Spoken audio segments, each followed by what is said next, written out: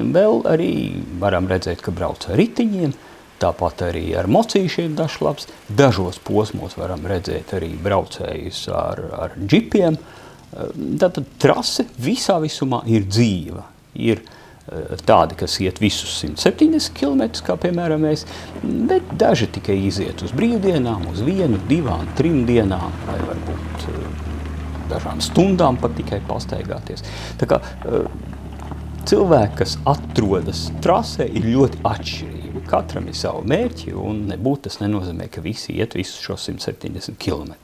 Lai apietu apkārt Montblancam, tas nozīmē, ka jāiet 3 valstīs. Francija, Itālija un Šveice.